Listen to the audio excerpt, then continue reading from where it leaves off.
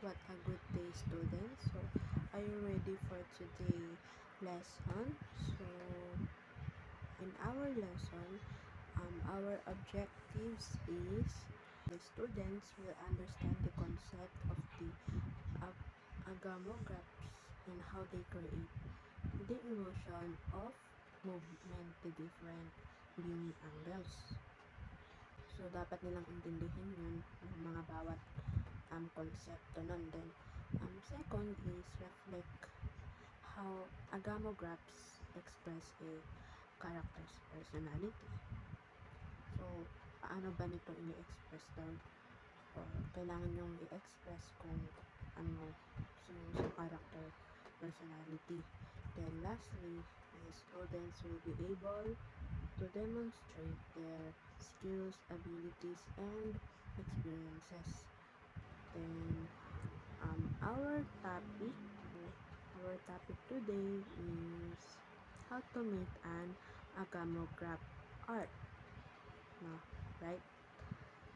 So, before that, may I call someone who wants to lead a prayer?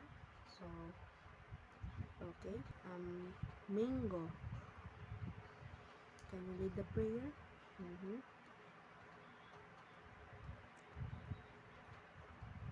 Okay, done. And next is checking of attendance. So, who are the presents today? May I call Bruno, Alexi, Josh, Pia, and all are presents, and the others I will give it to the secretary, and she will assign to check attendance with all classmates. Okay. Thank you, Piang, for take the attendance sheet. So, oh, I forgot also the IDs and uniform. Check all that. Okay? Thank you. The next is we will review. Okay? We will review what are the previous lesson. Right? So, previous lesson is nag-recall ako ng mga about the introduction to 3D art paper. So, tatanungin ko kayo sa mga bawat question nito. So, firstly, ano nga ba ang 3D paper art? Who wants to answer? You may raise your hand. Yes.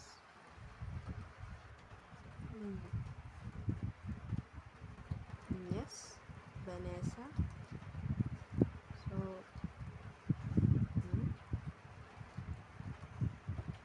right.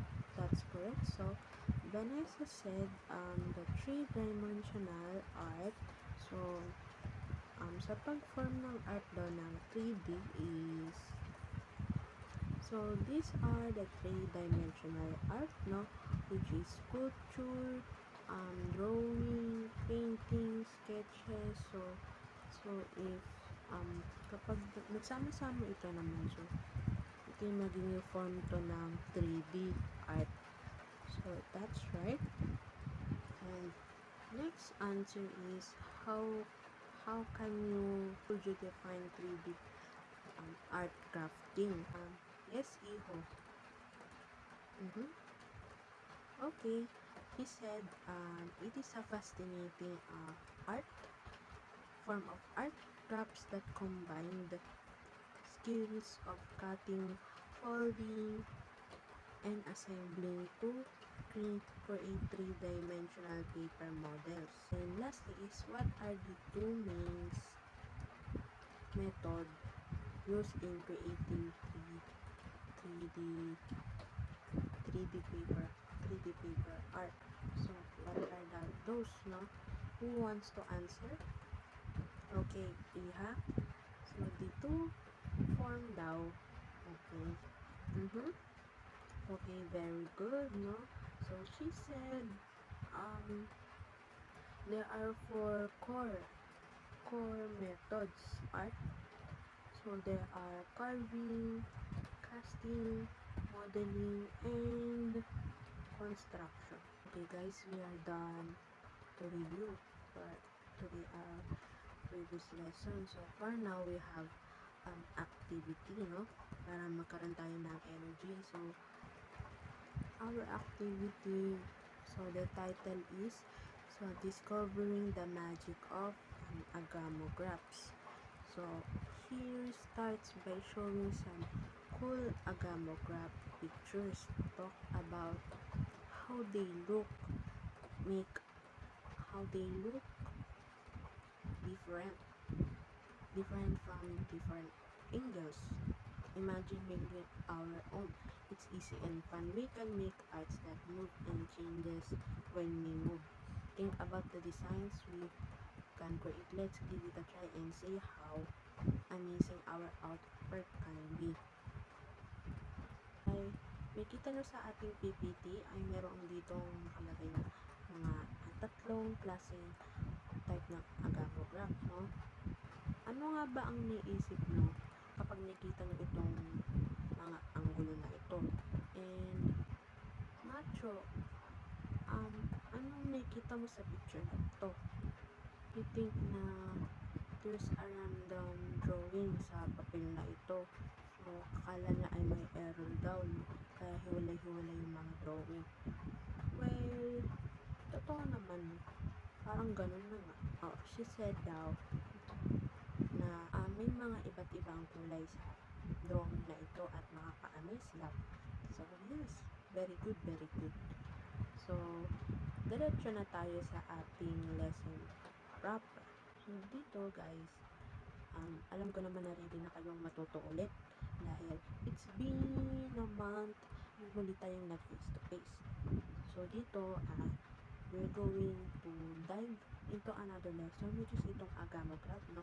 So, kanina is, pina-practice ko lang kayo kung nag-guess nyo ba or tinitignan ko yung mga reaction nyo, yung mga thoughts ninyo, no? Para dito sa ating lesson at mga activities na gagawin. So, dito ay, alam kong matutuwa kayo dahil ito ay may mga iba't ibang klaseng drawing or depende sa inyo. At ito talagang magugustuhan nyo dahil very creative nga naman, no? So, here is ang agamograph daw, ito ay nagke-create ng dalawang sides, no? Or dalawang illusion na gumagalaw, no? And na nagtatransform ito kapag i-review mo siya in a different angle, no? So, mamaya ay may papakita ko sa inyong video kung paano ba nila ito ginagawa. No? So, let's watch a short video, no? Para makita nyo, no, kung paano nga ba sila ginagawa. Present it na. Tcharam!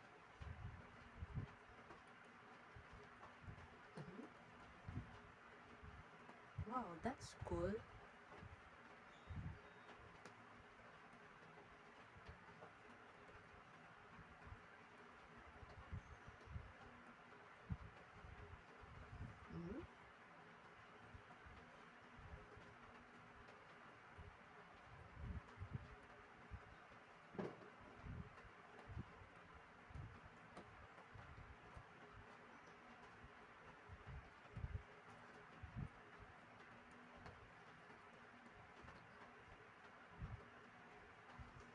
Oh, so ganyan daw no? So ganyan pala pinapakita 'yon, no? So ano masasabi nyo guys? Napakaganda. Napakaganda ng mga gawa, no? So parang nagpi-play ng trick, no, sa inyong mga mata kapag nakita niyo yung mga bawat anggulo talaga.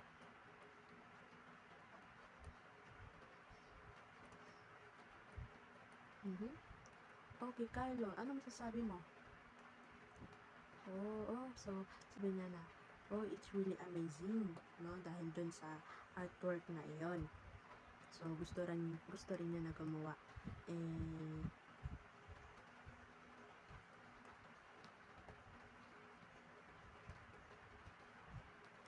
So now, no guys, since napanood nyo na, so gusto kong i-discuss sa inyo kung step by step kung paano gumawa ng agamograph na para mas maintindihan nyo.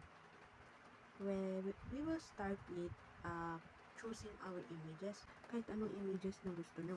Kahit anong, okay, kung gusto nyo is Mickey Mouse, any cartoon, or anyone. Then, no, kapag nakapili na kayo, have any different pictures, kung gusto nyo is mga favorite animals ninyo, mga favorite characters ninyo, no, so the more creative, the better, diba? So, okay, so, thank you to, no, dahil nagkaroon ka ng bagong ideas. Okay, so let's get started na. So, bago tayo mag-start is, may nakakakilala ba sa inyo kung sino sila Sonic, Dash, and Super Mario? I'm sure naman nakilala nyo to kasi favorite ito ng mga bata ngayon, no? Ng mga laro, mga games. No, so, itaas yung mga kamay ninyo kung may kilala ba kayo. Oh, I see. Maraming nagtaas, no? I'm amazed and yeah, that's it. Great, no? Since familiar kayo sa mga character na ito, let's create them by an agamograph. Alam ko matutuwa kayo and let's begin, no? Let's begin, no? Sa pamamagitan ng pag-sketching out ng our design for Sonic, Dash, and Super Mario, no? So, isipin kung paano ba silang anong kilalabas sila nila kapag pinold natin sila. So, ayan, nagsisimula na sila mag-sketch ng kanilang mga Super Mario and Sonic Dash. So si Sonic Dash ay sa unang paper siya. And si Mario naman is nasa pangalawang paper.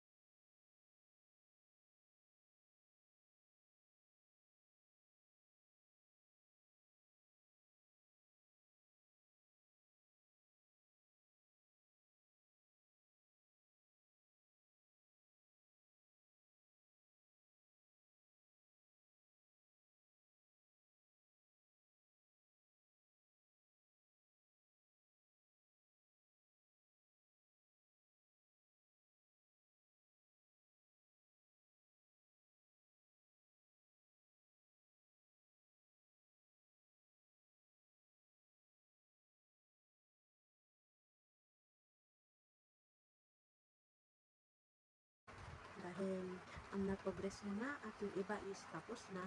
So ang masasabi ko lang is very good sa inyo, and ayun lang, very good. Okay, now for the next activity is gagamitin natin yung drawing ni Yakov Agam, no? So Yakov Agam is the main creator who creates Agamograph, no?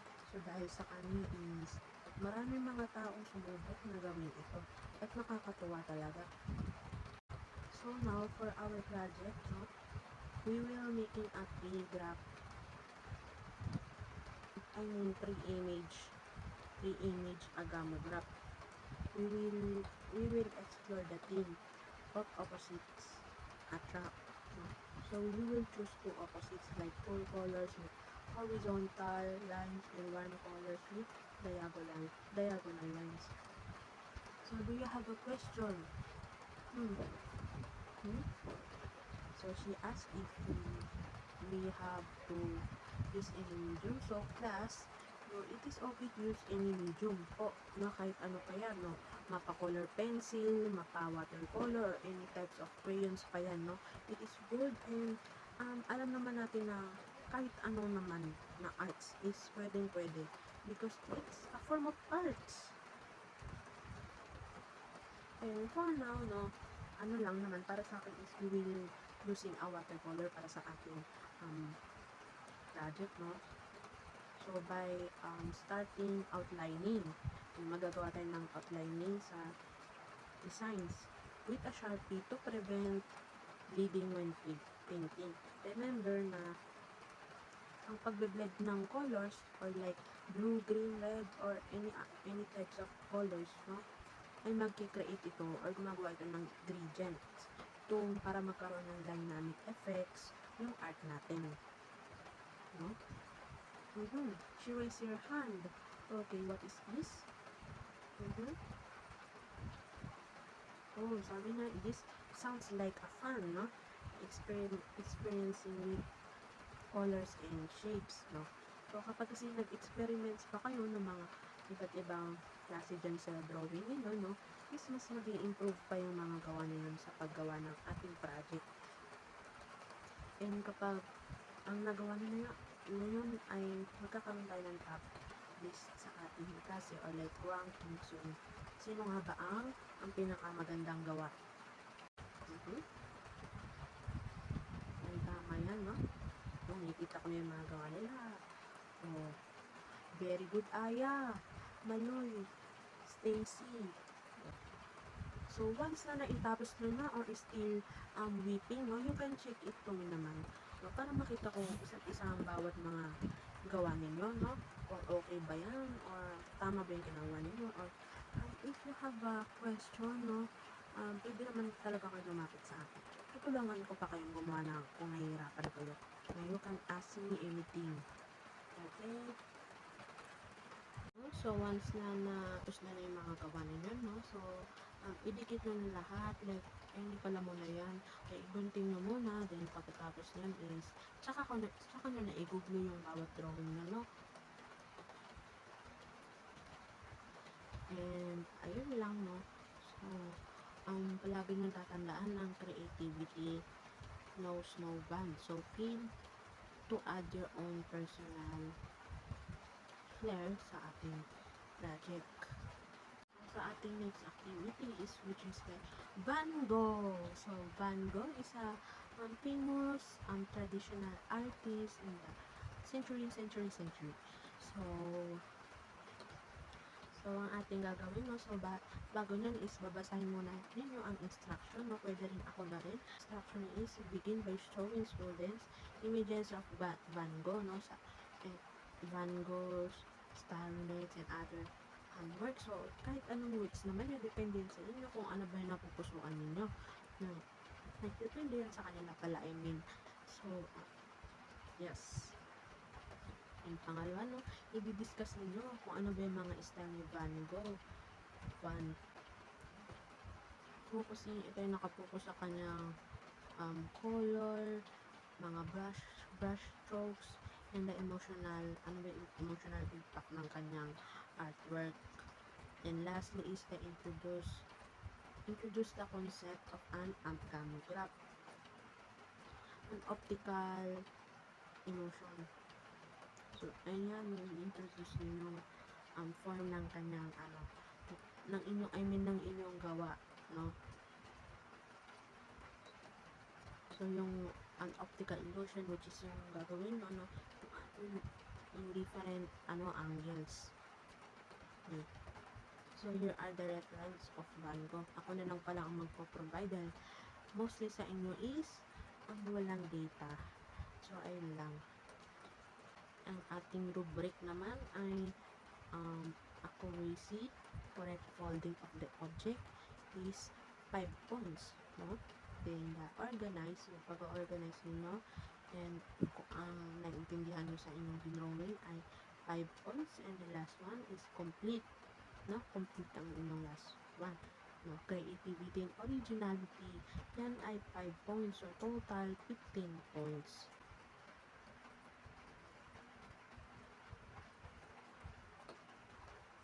Ano, so naiintindihan niyo ba ang aking instruction today? Yes, Maha. Yes, no, ang materials na needed ay paper, pencil, color, glue, scissors. Good job, everyone. You are doing good and understand the topic today. And so, can anyone explain what makes a gammographs special? No?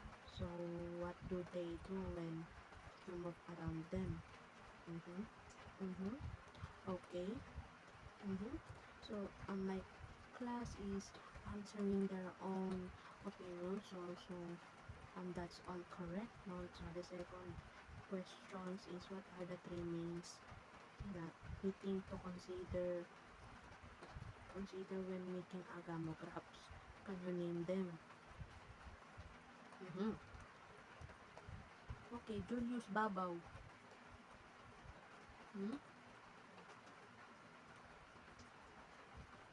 Okay, that's correct. Okay, that's all correct. Thank you for answering my questions. Then lastly, what do we need to remember when creating a gammographs to make sure they can create the illusion of movement? Let's hear your idea. So, yes, Ivo. So, he said na to make it have optical illusion is firstly is to make the paper folding them and use scissor them, like cut them slice by slice and alternate like pattern di yung mga dalawang papel, no?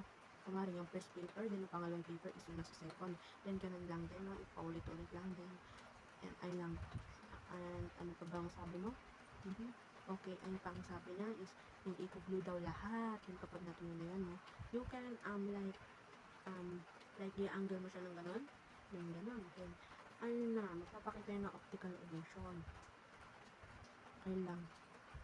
Next is valuing. So guys, alam niyo naman siguro is yung pagbavalue is like value everything or such thing, like yung mga bagay-bagay na nagpapahalaga sa inyo, no? So let's value a gammograph. So ano ba ang importante sa value ng gammograph, no? So, bakit ba siya ginawa or bakit ba mahalaga ito? Yes, Maloy.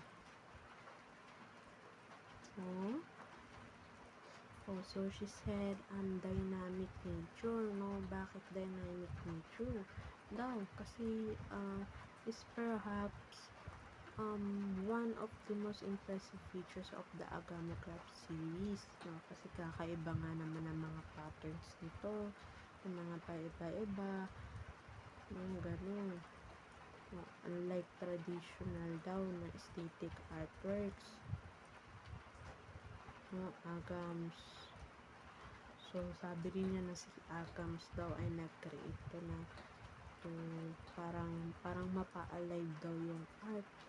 And para din gumalaw-galaw alive and to move to move around them. So, ayun lang naman. Yes. Tama yun, Maloy. You're such a good way of answer.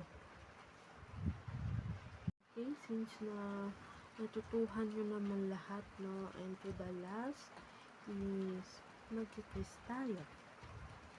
I know naman na gustong-gusto nyo tong quiz na to, diba? Okay, let's get 1/4 sheet of paper. Ilabas na yun mga yan na tayo ay mag-quiz na. No, then, okay, identification tayo. No, and first is what is an agamograph. Then, second is where did the concept of agamograph originate? Kung saan ba ito nag-originate? And third is, so sino ba ang artist o unang artist ng ating agamograph art? Then pangapat, what year was the artist who created agamograph born o saan ba siya pinanganak? And then second naman is magma-matching type tayo. Ano? Then dito may column A at may column B. So dito is sa 5 to 6 is accordion fold, then optical illusion, and Yaakov Agam. No, ay lang, may kita na naman yan mamaya. Ayun, no. So, ang third is meron tayong true or false, no. So, from 8 to 9, 8 to 10, it displays the same image from all viewing angles. It is true or false?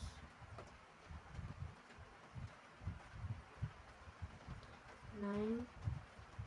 Yaakov Agam was born in 1928. It is true or false? 10. An agamograph involves creating images that change or move from view from different angles. It is true or false? Okay, take your time guys to finish it, and later we're having a checking time. So you have time for checking and I will say the answer, kids. Okay? Okay, they said thank you, ma'am. Then for our pinaka-last is the assignment. So before kayong umuwi ay may assignment ako para sa inyo. So sa ating assignment ay students will delve into the world of agamographs, exploring the theme of perspective in motion. They will create their own agamograph artwork focusing on the different angles and movements can reveal multiple perspective with a single piece. So, ayun lang ang ating assignment. Madali lang to dahil ito ay first question lamang at alam kong kayang-kaya na to, kaya guys, good luck. Okay. Yun na sa ating answer key. No, first sagot ay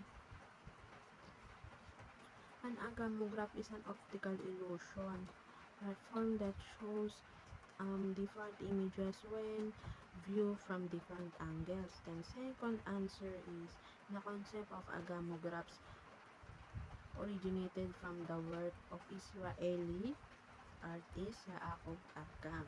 Then third is, syempre, of course, Yaakov Agam. So, imposible namang hindi makabisado itong artist na to dahil ilang beses natin siyang binanggit, di ba? Then four is, the answer is 1928. Then fifth is, letter C, a folding technique used in creating agamographs. No? Then 6 in letter A, which is an art technique used in creating a gamograph. Then lastly is B, an Israeli artist known for creating an agamograph. Alangan naman origami. Aha. And 9 to 10, false and true. Okay.